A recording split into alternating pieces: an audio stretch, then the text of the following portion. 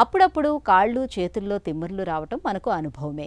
ఇక షుగర్ జబ్బుతో బాధపడుతున్నప్పుడు తరచూ తిమ్మిర్లు చురుకుపాట్లు వేధిస్తూనే ఉంటాయి. అయితే షుగర్ జబ్బు లేకపోయినా తరచూ తిమ్మిర్లు పడుతూ ఒళ్ళంతా ఒకటే నీరసంగా నిస్సత్తువుగా ఉంటే, మెడను పక్కకు తిప్పినప్పుడల్లా కరెంటు షాక్ లాగా తగులుతూ ఉంటే ఈ సమస్యల వెనుక మల్టిపుల్ స్క్లిరోసిస్ అనే జబ్బు కారణంగా ఉండే అవకాశం ఉంది. నరాలపై మైలిన్ షీట్ దెబ్బతినటం వల్ల తలెత్తే మల్టిపుల్ స్క్లిరోసిస్ గురించిన పూర్తి వివరాన్ని డాక్టర్ని అడిగి ఇప్పుడు తెలుసుకుందాం. మల్టిపుల్ స్క్లిరోసిస్ అంటే ఏంటి? మల్టిపుల్ స్క్లిరోసిస్ అనేది ఒక ఆటో ఇమ్యూన్ డిసీజ్ అండి ఇది.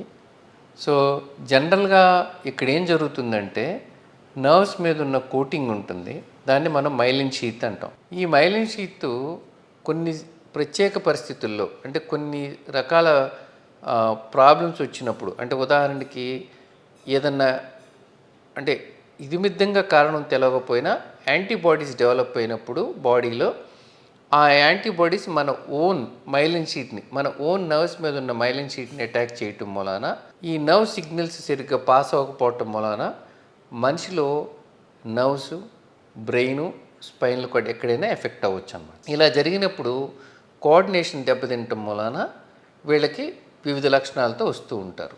మల్టిపుల్ స్క్లిరోసిస్ అనేది జనరల్గా ఎక్కడైనా ఎవరికైనా ఎఫెక్ట్ అవ్వచ్చు. కాకపోతే మధ్య వయసులో ఉన్న వాళ్ళకి, ఆడవాళ్ళకి కొద్దిగా ఫ్రీక్వెన్సీ ఎక్కువగా ఉంటుంది. మల్టిపుల్ స్క్లిరోసిస్కి కారణాలేంటి? ఓవరాల్గా చూస్తే కనుక మన బాడీలో యాంటీబాడీస్ డెవలప్ అవటం వలన ఈ ప్రాబ్లం వస్తుంది. ఈ యాంటీబాడీస్కి కారణాలు బోత్ అంటే జెనెటికల్గా ఉండి దానికి తోడు ఎన్విరాన్మెంటల్ ఫ్యాక్టర్స్ కూడా ప్లే అవటం మూలాన రెండిటితో వీళ్ళకి వచ్చే అవకాశాలు ఉంటుందన్నమాట. అంటే కారణం ఖచ్చితంగా ఇదేం తెలియకపోయినా కూడా కొద్ది మందిలో ఇది వచ్చే అవకాశం ఎందుకంటే కనుక కొంతమందికి వచ్చే లక్షణాలు ఉన్న వాళ్ళకి ఎన్విరాన్మెంటల్ ఫ్యాక్టర్స్ తోడైతే కనుక వాళ్ళకి ఈ ప్రాబ్లమ్స్ వచ్చే అవకాశం ఉంటుంది. మల్టిపుల్ స్క్లిరోసిస్ లక్షణాలు ఎలా ఉంటాయి? కొంతమందికి కంటి చూపు తగ్గుతుంది. సాధారణంగా వీళ్ళకి ఆప్టిక్ న్యూరైటిస్ ఇలాంటి సిమ్టమ్స్తో ప్రజెంట్ అవ్వచ్చు. కొద్దిమందికి స్పైనల్ కార్డ్ ఎఫెక్ట్ అయితే కనుక కాళ్ళలో వీక్నెస్ అది వచ్చి నడవటం కష్టం అవుతుంది. కొంతమందికి నడకలో అంటే ఇంబ్యాలెన్స్ రావచ్చు అన్నమాట. కొద్దిమందికి బ్యాలెన్స్ కోల్పోతూ ఉండొచ్చు అన్నమాట. అంటే సిమ్టమ్స్ పలానా ఏరియాని డిఫైన్ చేయక్కర్లేదు.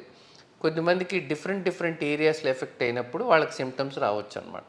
సో ఏ భాగం ఎఫెక్ట్ అయితే కనుక ఆ సిమ్టమ్స్ రావచ్చు. చేతులు కాళ్ళు టైట్గా అవ్వచ్చు, లేకపోతే పెయిన్స్ రావచ్చు కూడా.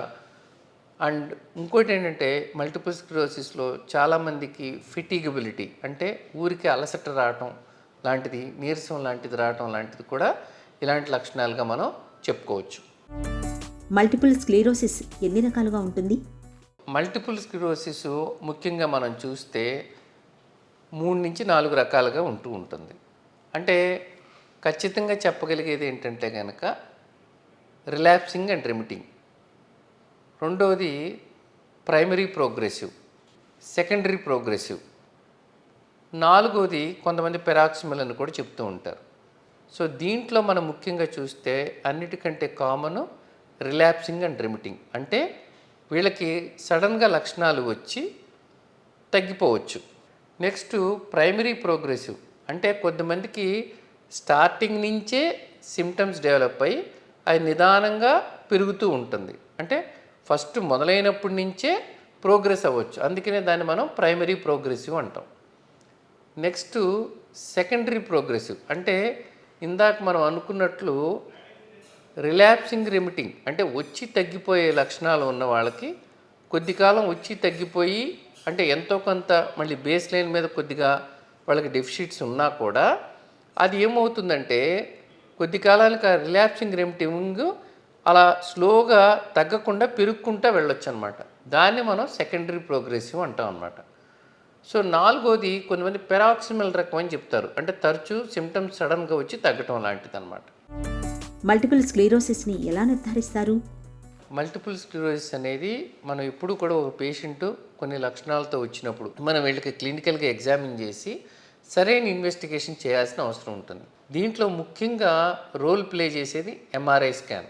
ఎంఆర్ఐ స్కాన్ చేసి అది అంటే కంటి నరం ఎఫెక్ట్ అయిందా, బ్రెయిన్లో ఎఫెక్ట్ అయిందా, స్పైనల్ కార్డ్ ఎఫెక్ట్ అయిందో చూసుకోవాలి. కానీ మనం ఎంఆర్ఐ చేసినప్పుడు మల్టిపుల్ స్క్లిరోసిస్ లాగా అనిపిస్తే కనుక వీళ్ళకి మిగతా భాగాలు కూడా స్కాన్ చేస్తాం.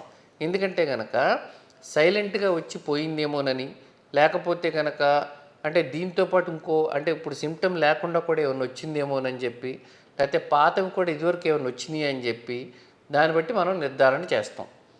ఇవి కాకుండా మనం ఇవోక్డ్ పొటెన్షియల్స్ అంటే ఇప్పుడు కంటి నరం ఎఫెక్ట్ అయితే విఈపి స్టడీస్ అనేది చేస్తాం. లేకపోతే కనుక వెన్నుపూసది ఎఫెక్ట్ అయితే మనం ఈ ఎస్ఎస్సిపిస్ అని ఇలాంటి టెస్టులు చేస్తాం. ఇది కాకుండా వెన్నుపూసలోంచి నీరు తీసి టెస్ట్ చేస్తాం. టెస్ట్ చేసి దాంట్లో ముఖ్యంగా మనం సీరం ఆలిగోక్లోనల్ బ్యాండ్స్ అని టెస్ట్ పంపిస్తాం.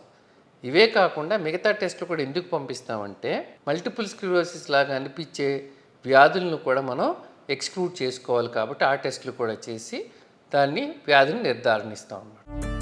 మల్టిపుల్ స్క్లీరోసిస్కి చికిత్స ఎలా ఉంటుంది? దీనికి ముఖ్యంగా ట్రీట్మెంట్ ఇచ్చేది మనం ఏముంటుందంటే కనుక స్టీరాయిడ్స్ లాంటి ట్రీట్మెంట్ ఉంటుందన్నమాట. స్టీరాయిడ్స్ ట్రీట్మెంట్ ఇస్తే కనుక మనం ఆ ఇమీడియట్ ఎక్యూట్ అటాక్ని ఆ వాపుని తగ్గించవచ్చు. కొంతమందికి ఈ ఎఫెక్ట్ వచ్చినప్పుడు ఈ స్టీరాయిడ్స్ వాడినప్పుడు రికవర్ కాకపోతే మిగతా మెథడ్స్ ఆఫ్ ట్రీట్మెంట్ కూడా ఇస్తాం. అంటే ఉదాహరణకి ఐవి ఇమ్యునోగ్లోబులిన్స్ అని అంటే ఈ యాంటీబాడీస్కి వ్యతిరేకంగా మిగతా ఇస్తాం. అలాగే ప్లాసెంఫెరసిస్ లాంటిది చేస్తారనమాట. ఇది ఎక్యూట్ అటాక్ వచ్చినప్పుడు. అయితే ఒకసారి మల్టిపుల్ స్క్లిరోసిస్ అని వ్యాధి నిర్ధారణ అయినప్పుడు ఎక్యూట్ అటాక్ ఇమీడియట్ అటాక్ని మనం ఇచ్చే ట్రీట్మెంట్సే కాకుండా డిసీజ్ మాడిఫైయింగ్ ట్రీట్మెంట్స్ అని ఉంటాయి అన్నమాట. ఈ డిసీజ్ మాడిఫైయింగ్ థెరపీస్ అనేది రకరకాలుగా ఉంటుంది. అంటే ట్యాబ్లెట్స్ రూపంలో ఉంటాయి, ఇంజెక్షన్స్ రూపంలో ఉంటాయి. ఇప్పుడు కొత్తగా మోనోక్లోనల్ యాంటీబాడీస్ వచ్చినాయి అన్నమాట. వీటి మూలాన ఏంటంటే కనుక అటాక్స్ని మనం ప్రివెంట్ చేయగలిగే అవకాశాలు ఎక్కువగా ఉంటాయి. సో మల్టిపుల్ స్క్లిరోసిస్ ఇనీషియల్ అటాక్స్లో మనం ఇచ్చే ట్రీట్మెంట్ కాకుండా దీర్ఘకాలికంగా వీళ్ళకి ప్రాబ్లం పెరుగుతున్నప్పుడు దానికి మనం మిగతా ట్రీట్మెంట్స్ కూడా ఇవ్వాల్సిన అవసరం ఉంటుంది. అలాగే వీళ్ళకి కౌన్సిలింగ్ చేయటం, అలాగే మానసిక సమస్యలు ఉంటే వాటిని డీల్ చేయటం, అలాగే తరచూ ఎక్సర్సైజ్ ఎలా చేసుకోవాలి, స్పాస్టిసిటీ అంటే బిగుతు లాంటివి ఉంటే కనుక అది ఎలా తగ్గించుకోవాలి, కండరాలు బిగుతుని ఇలాంటివి కూడా వీళ్ళకి కౌన్సిల్ చేసి సరైన సలహా ఇస్తే కనుక వీళ్ళ క్వాలిటీ ఆఫ్ లైఫ్ని ఇంప్రూవ్ చేయొచ్చు. అలాగే ఫ్యూచర్లో మళ్ళీ అటాక్స్ రాకుండా కూడా మనం ఇంప్రూవ్ చేయగలిగే అవకాశం ఉంటుంది. మల్టిపుల్ స్క్లిరోసిస్ ప్రమాదకరమైన జబ్బే కావచ్చు, కానీ సకాలంలో పసిగట్టి సత్వరమే వైద్యం తీసుకుంటే ఈ జబ్బు బారి నుంచి తేలికగానే బయటపడచ్చు.